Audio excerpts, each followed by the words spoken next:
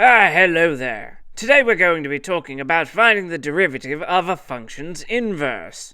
This skill can be rather confusing depending on the way that it's notated, but if you use the formula that you see here on this screen, then these types of problems will become routine quite quickly.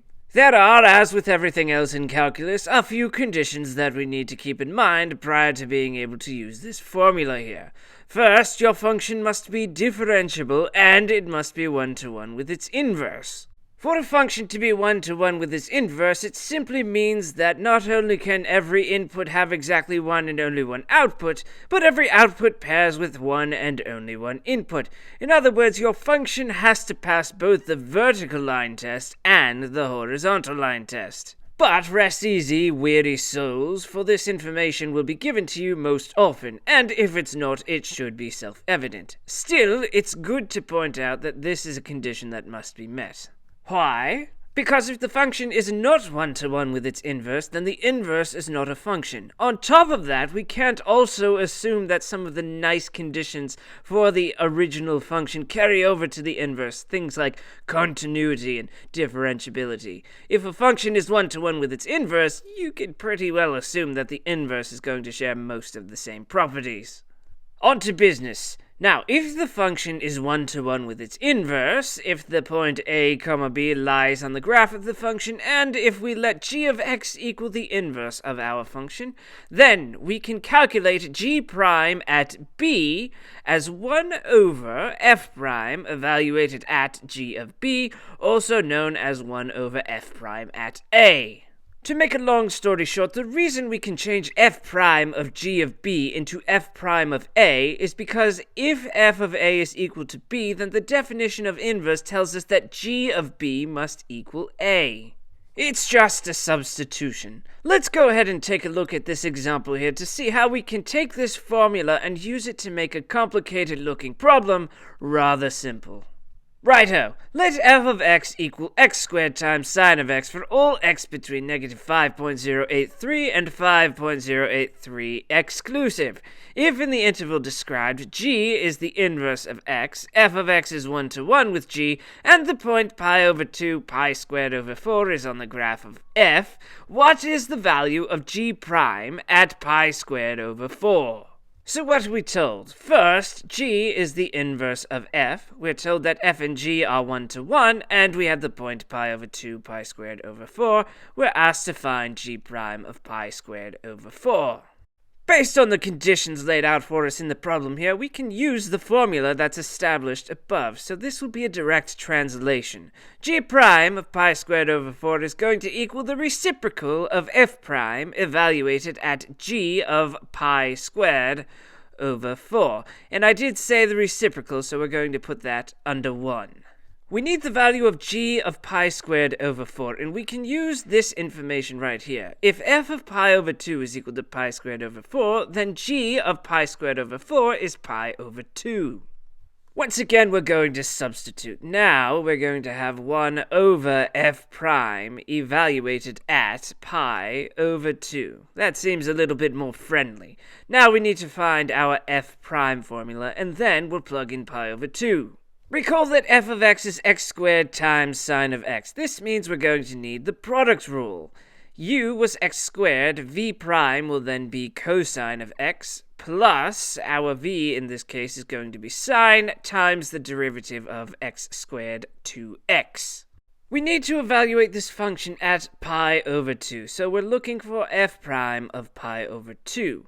We'll have pi over 2 squared times cosine of pi over 2. Don't get too far ahead of me if you know what that is. Plus sine of pi over 2 times 2 times pi over 2. Evaluating pi over 2 squared is pi squared over 4. Cosine of pi over 2 is 0. Sine of pi over 2 is equal to 1, and 2 times pi over 2 is pi. 0 times anything is 0, 1 times anything is itself, and at the end of the day, we're going to get pi. So f prime of pi over 2 is equal to pi. We can just directly substitute, and that's going to give us our final answer. G prime, evaluated at pi squared over 4, is equal to 1 over pi. Now that's a rather interesting point. We were able to find the derivative of g at some value without knowing anything about the equation for g, nor about the equation of its derivative. Let this be a clear demonstration of the power of logic and analytical calculus. Let's move on to our next example. In this problem, we will let f of x equal e to the x times the square root of x for all x greater than or equal to 0, and we will let g be the inverse of f also for all x greater than or equal to 0. We are told that the function is 1-to-1 with g, and that the point 1, e lies on the graph of f. What, then, is the derivative of g evaluated at e? Let's look for our conditions. G and f are inverses. The two things are 1-to-1. The point 1, e lies on the graph, and we are looking for the derivative evaluated at e.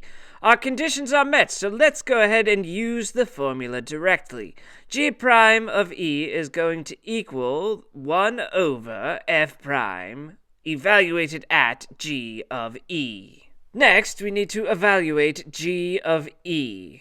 Well, if f of 1 is equal to e, then g of e is equal to 1, and we are looking at 1 over f prime evaluated at 1.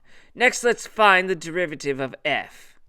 We're going to have another product rule here. F of x was equal to e to the x times the square root of x. So this is going to give us e to the x times the derivative of the square root is 1/2 x to the negative 1/2.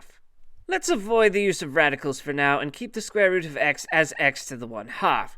The derivative of e to the x is itself e to the x. Now I see that I have an e to the x in common, so I might factor that out. In terms of x's, always take out the lower power, so we're going to take out x to the negative 1/2. Simplifying now will make evaluating this in the future a lot easier. When I factor out e to the x times x to the negative 1/2, I get 1/2 plus x.